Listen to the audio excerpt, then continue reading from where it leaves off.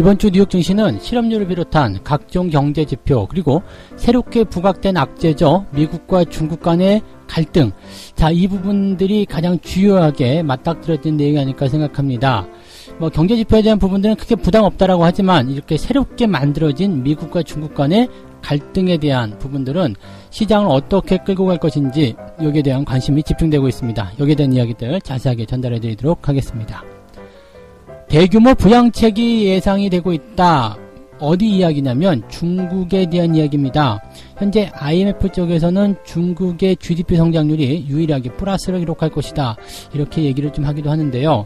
과연 사실인지 아닌지는 모르겠습니다만 어쨌건 전망치는 그렇게 나왔다고 합니다. 그리고 여기에 발맞춰서 중국이 대규모 경기 부양책을 만들게 되면서 현재 증시 자체가 굉장히 저평가되어 있다는 분석들이 나오고 있습니다. 투자자들이 대거 중국으로 몰려가고 있는데 정말 그래도 되는 것인지 알아보도록 하겠습니다. 정유업계가 사상 최악의 실적을 만들었다고 합니다. 그 이유가 무엇인지 당연히 유가가 하락했기 때문일 텐데요. 유가가 하락하면 수입을 하는 우리나라 입장에서는 괜찮지 않은가 생각하실 수도 있을 것 같은데 왜 유가가 하락한 것이 사상 최악의 실적을 만들었는지 거기에 대한 이야기를 전달해 드리도록 하겠습니다.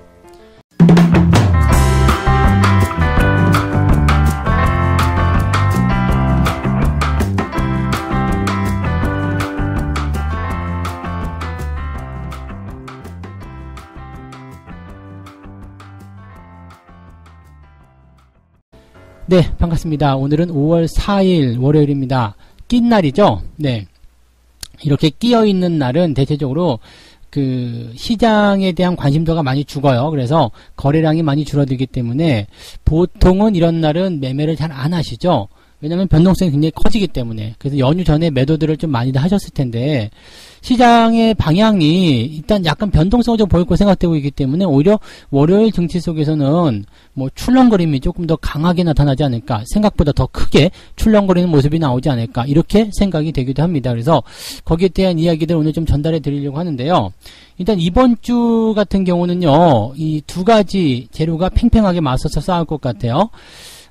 일단 다 악재라고 봐야 될 수도 있겠습니다만은 하나는 악재에서 호재로 전환이 되어가는 과정, 하나는 새롭게 부각된 악재, 이렇게 보시면 될 것 같은데, 일단은 이번 주 경제지표에 대한 부분들입니다. 일단 경제지표는 이제 4월에 실업률이 이제 나오게 될 겁니다. 현재 시점으로 놓고 봐서는 경제지표에 대한 내용들은 실업률은 점점점 좋아진다라고 보여지고 있습니다. 물론 굉장히 나쁜 상황들을 수치상으로는 보여주고 있지만 그래도 최악의 상황에서 점점점 좋아지고 있다는 이야기죠. 그렇기 때문에 시장에서는 이렇게 분석들 하고 있어요. 단기적으로는 대공황 이후에 최악의 경기 침체가 만들어진 시기 아니겠느냐. 그런데 이렇게 경기가 침체되어 있는 상황인데 증시가 너무 낙관적으로 올라갔던 거 아니냐. 이거 뭔가 좀 이상하다. 이렇게 지적을 한 사람도 있었고요. 또 여기에 반대로 최악의 상황이 이미 지나가지 않았느냐. 이제 점점 좋아지고 있는데 무슨 소리냐. 가장 나쁜 것이 지나갔다면 이제 좋아지는 것밖에 남지 않았을 텐데 이제는 그런 것들에 대한 기대를 가질 필요가 있다. 이렇게 이야기를 하는 사람도 있습니다. 자, 둘 다 일리가 있는 말이에요. 지금 상황이 안 좋은데, 그러니까 쉽게 얘기를 한다면 장사가 잘 안 돼요. 장사가 잘 안 되는데 자꾸 그냥 설비를 사들이고 투자를 계속 하려고 그래. 씀씀이도 크고 손님들한테 보너스도 막 줘요.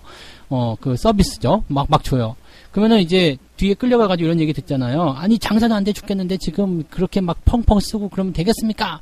네.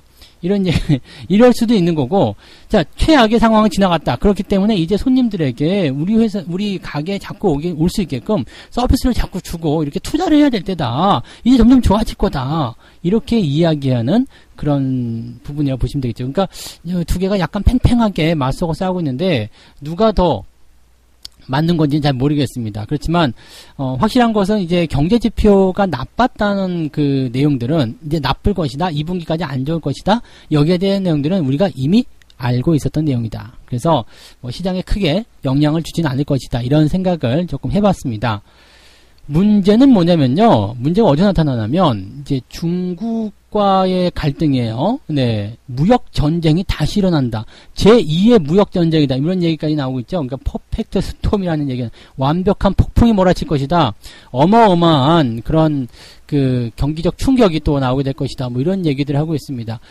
지금 사실 이거는요. 지난 주말 시황에서도 토요일 날도 시황에서 말씀을 좀 드렸지만 지금 보면 이제 레리 커들로 국가경제위원회 위원장이죠. 이 사람이 중국이 이 모든 것에 대한 책임을 져야 한다. 그리고 여기에서는 의심할 여지가 없다. 관세 부과라든지 또 다른 조치, 중국의 책임을 지우는 방식은 트럼프 대통령이 결정하겠지만 일단 이 부분은 진행이 될 것이다 라고 못을 박았어요. 대통령 자체도 이런 얘기하죠. 트럼프도 이게 실수였든 고의였든지 간에 중국인 책임을 져야 될 것이다. 그래서 이것을 보상받기 위해서 1조 달러 규모의 관세를 물려버리겠다. 이렇게 얘기가 나왔는데 사실 이거는 우리가 정말 예상하지 못했었던 부분이기도 하고요. 원하지 않는 내용이에요. 지금 현재 상황에서 무역 분쟁까지 일어나게 된다. 지금 우리가 생각하는 것은요, 현재 상황이 이제 최악의 국면을 지나가면서 점차 개선될 것을 생각하고 있잖아요. 그러면 개선되는 과정에서 지금 만들어진 이 악재가 소멸이 되고 나면 남아있는 것은 이 악재가 나오기 이전의 것, 무역 분쟁이 해소되는 바로 그 과정이란 말이에요. 그러니까 해소된 과정에서 주가가 상승할 수 있는 배경들을 만들어 놨었다가 갑자기 빠진 거 아닙니까? 그러면 이게 원상복귀 되면 그때의 상승 흐름을 이어갈 것이다. 이런 기대감 가지고 있었는데 갑자기 무역 분쟁이라뇨. 이렇게 되면은 열 받죠? 네, 열 안 받아요? 열 안 받으시면 안 되는데? 네. 열 받는다고 빨리 해줘요. 열 받을 수밖에 없단 말이에요. 그러니까 실질적으로 이런 이야기는 안 했으면 하는 생각이고 전혀 생각지 못했었던 진짜 웃기는 악재라고 보셔야 되는 내용입니다. 자, 그래서 지금 사실은 이 트럼프의 의도가 뭐냐, 여기에 대한 부분이 좀 있을 수도 있을 것 같아요. 그러니까, 실질적으로 이제 이 관세에 대한 부분들은 아무래도 이제 중국이 가지고 있는 그 국채 상환에 대한 의무를 거부하겠다. 뭐 이런 식으로 하는 거 아니겠어요? 네. 이런 의도가 깔려있다고 얘기하는 거죠. 그러니까 1조 달러어치의 국채를 보유한 중국이 이것을 그냥 무마하자. 예, 너 그냥 채권 가져간 거 우리한테 다시 돈 받아야 되잖아? 그거 그냥 쌤쌤이로 치자. 니네가 책임지고 그거 그냥 갖고 그냥 떠안고 가라. 이렇게 되는 부분들인데 이거 지금 네, 이렇게 하는 것은 너무 많이 간 거 아니냐, 이런 얘기가 나오고 있는 거죠. 자, 만약에 그리고 이게 현실화된다라고 한다면 중국은 엄청난 반발을 하게 될 것이다라고 보실 수가 있습니다. 물론 반발을 하더라도 미국이 계속해서 압박을 들어가겠죠. 압박이 들어가면서 지난번처럼 이렇게 쪼아대는 그런 상황이 벌어지긴 할 텐데, 문제는 이제 중국이 쉽게 인정할 수는 없어요. 왜냐면 뭐 이미 정부 차원에서도 그런 발백이라고 해야 되나요? 네, 그런 식의 어떤 조치들을 많이 취하고 있는 것도 있고요. 또 한 가지는 이걸 인정해버리게 된다면 전 세계 각국에게서 소송이 들어옵니다. 야, 니네 책임이니까 우리도 피해 보상해줘. 우리도 피해 보상해줘. 중국 거지되는 거거든요. 다 털려갑니다. 그러니까 중국 입장에서 절대 이걸 용납할 수가 없는 거죠. 그러면 싸움이 일어날 수밖에 없는 거죠. 어느 한쪽이 지고 들어가거나 아니면 어느 한쪽이 양보하지 않은 이상은 이거는 있을 수가 없는 얘기입니다. 그래서 사실 굉장히 저는 이 부분은 좀 큰 악재라고 봐야 될 것 같아요. 그래서 시장 자체에 이런 투자 심리를 완전히 위축시켜버릴 수 있는 그 내용이 될 수 있겠죠. 다만 이 내용이 그럴 수 있다라는 거죠. 네, 그럴 수 있다. 그럴 수 있다라는 얘기가 되는 거고, 또 이번 사건의 이번 그 악재에 대한, 이번 상황에 대한 책임을 중국에게 덮어씌움으로 인해 가지고 현재 미국 내의 이런 그 불안정한 상황들을 중국 책임이다, 이렇게 한다면 나중에 대선에서 이용해 볼 수도 있다는 이야기가 되는 거거든요. 그러니까 트럼프의 재선까지 또 이것을 가지고 끌고 넘어가겠다. 잘 걸렸다 이놈들. 이런 의도가 깔려 있는 것이다. 그러니까 정치적으로 이런 거 이용하게 되면 정말로 그러면 안 된다라고 보시면 되는데, 야, 이거는 네, 그러지 않았으면 좋겠습니다. 그래서 가능하신 분들은 빨리 미국으로 가셔가지고 트럼프의 입을 조금 꼬매주셨으면, 손가락도 같이 꼬매셔야 돼요. 왜냐면 이 트위터를 쳤기 때문에.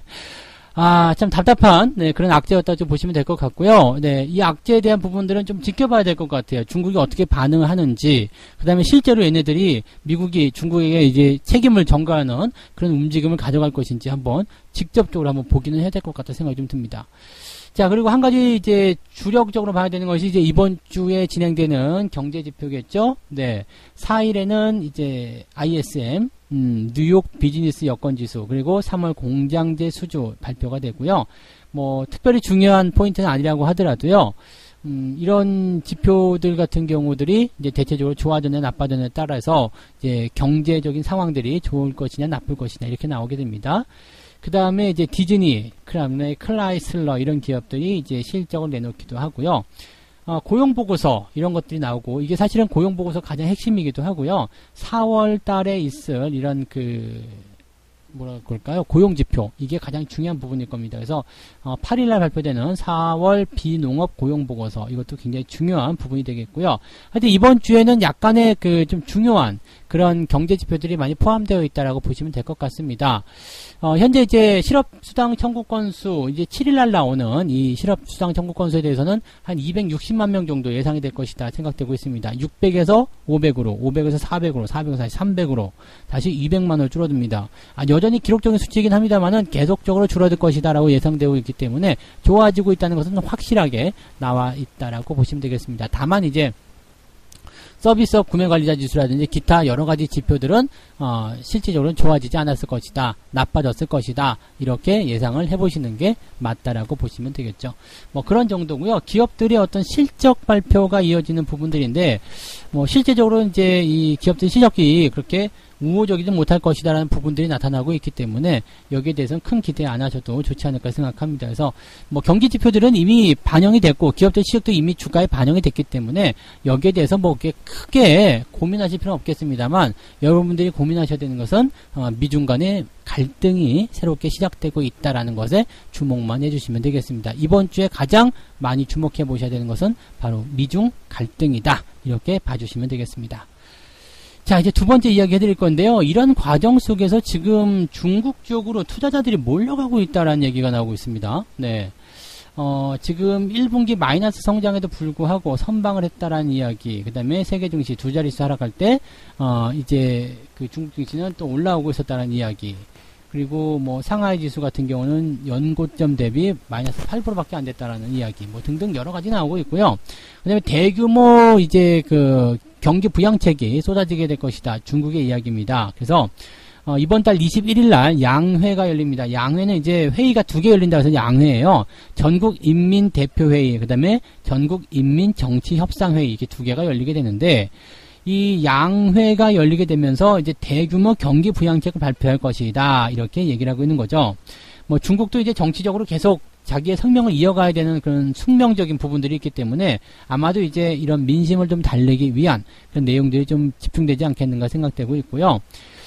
현재는 이제 개발도상국으로 중국이 편입이 되어 있어요. 뭐 세계 경제대국 2위인데 웬 개발도상국? 그렇지만 중국은 개발도상국에 편입이 되어 있습니다. 그래서 트럼프가 항상 여기에 불만이 있었죠.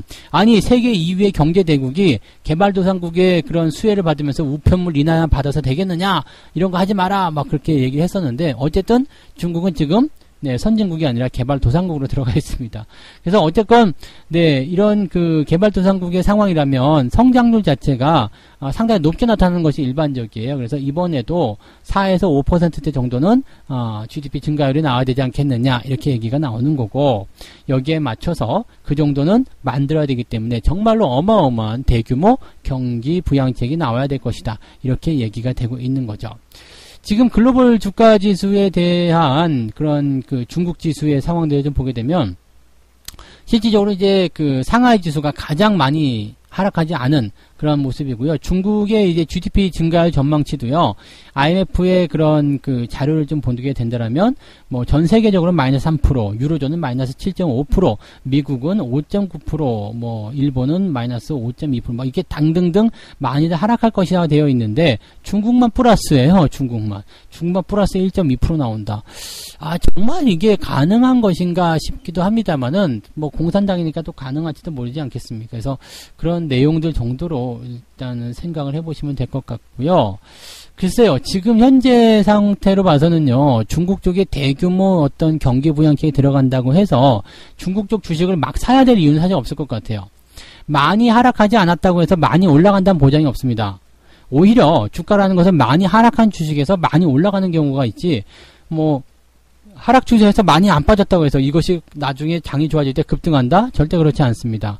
변동폭은 서로 간의 어떤 흐름에 비례하는 부분이 있어요. 그래서 오히려 많이 빠지지 않은 그런 지수라면 많이 올라가지 않을 수도 있어요.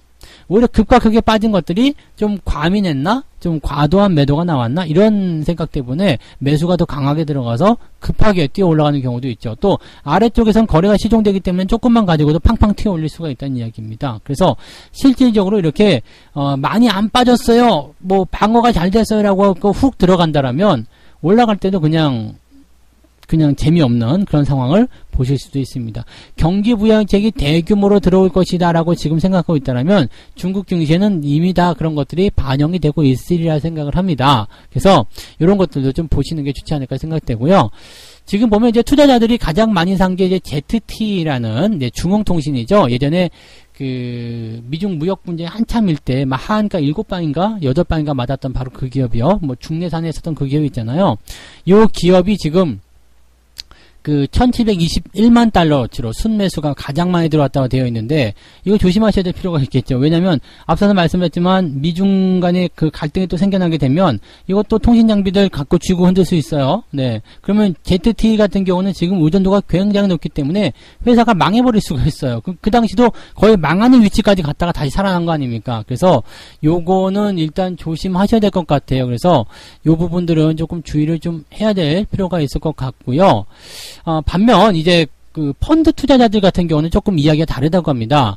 펀드에 들어가 있는 즉 운용사라고 봐야 되겠죠. 그러니까 운용사들 같은 경우는 그 중국 증시에서는 이제 그 주식을 빼고 오히려 좀 많이 하락한 미국 증시나 이런 쪽으로 매수가 들어가고 있다. 이렇게 들어가고 있다고 합니다. 그래서 직접 투자하는 직구 투자자들이 이제 중국 업종들에 관심을 가지고 그쪽으로 많이 쏠려 들어가고 있다. 이렇게 나오고 있고요. 이 펀드 쪽으로 들어가는 이 덩어리 자금들 또는 운용사 쪽에서는 중국 쪽에서 자금이 빠져가지고 어디로 가냐면 많이 떨어진 미국 쪽으로 들어가고 있다. 이렇게 되어 있다고 합니다. 그래서 해외 쪽 투자는 이런 식으로 변화가 되고 있다는 것만 알고 계시면 되겠고요.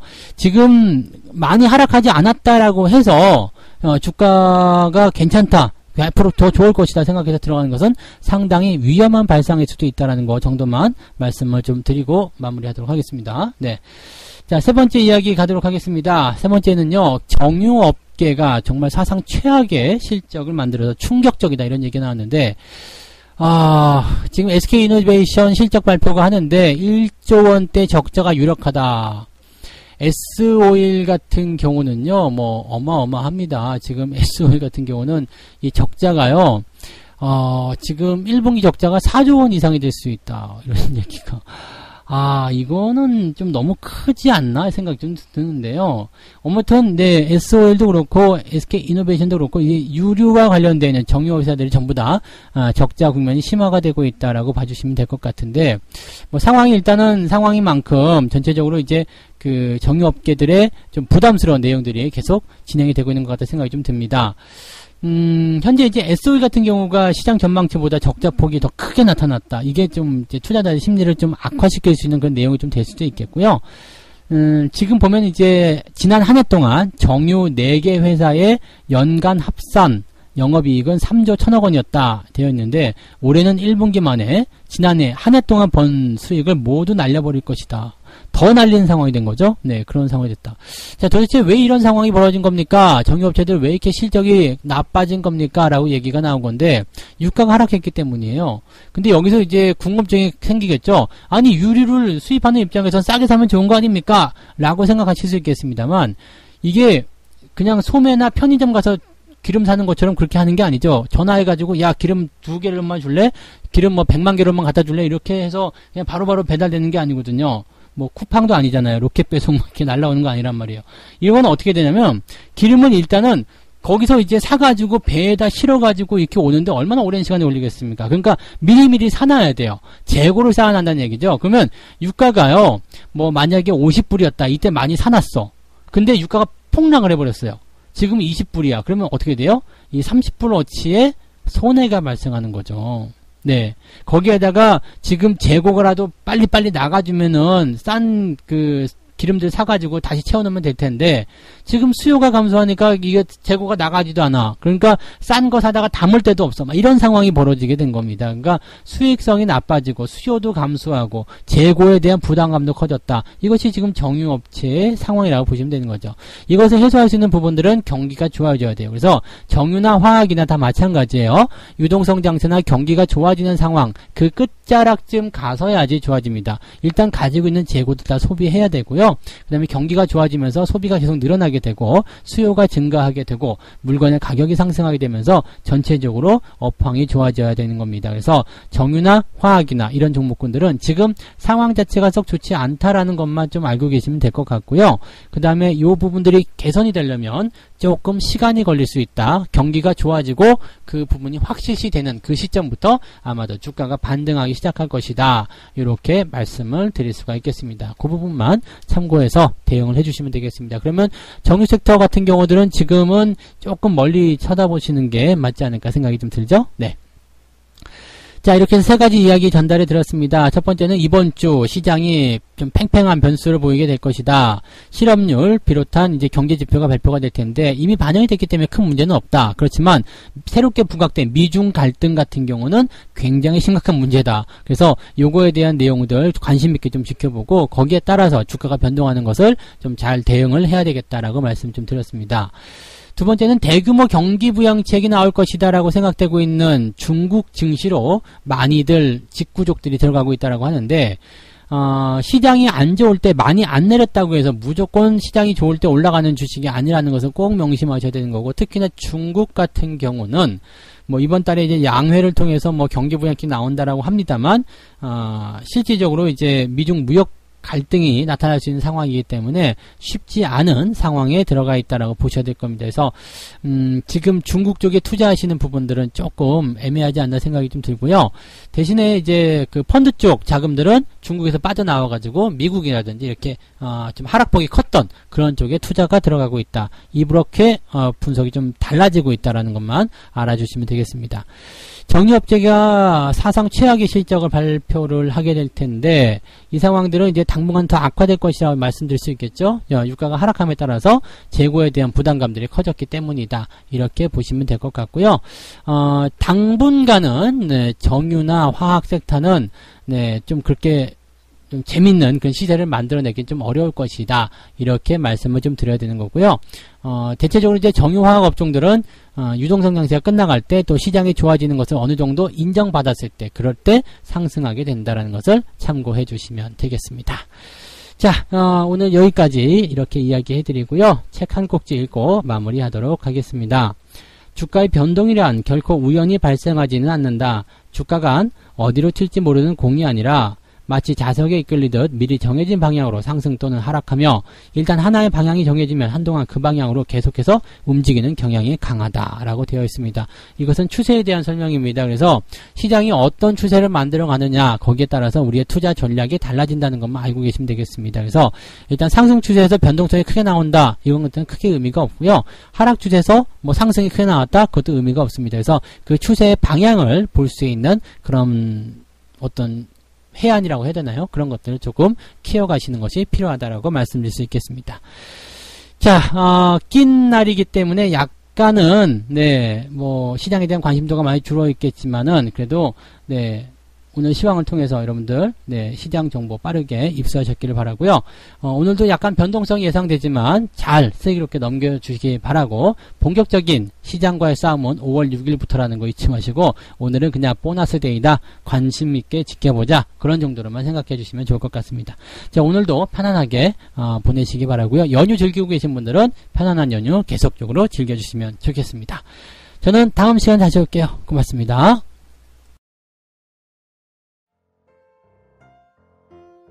본 방송에서 제공되는 모든 정보는 투자 판단의 참고 자료이며 투자의 최종 책임은 본 방송을 이용하는 본인에게 있습니다.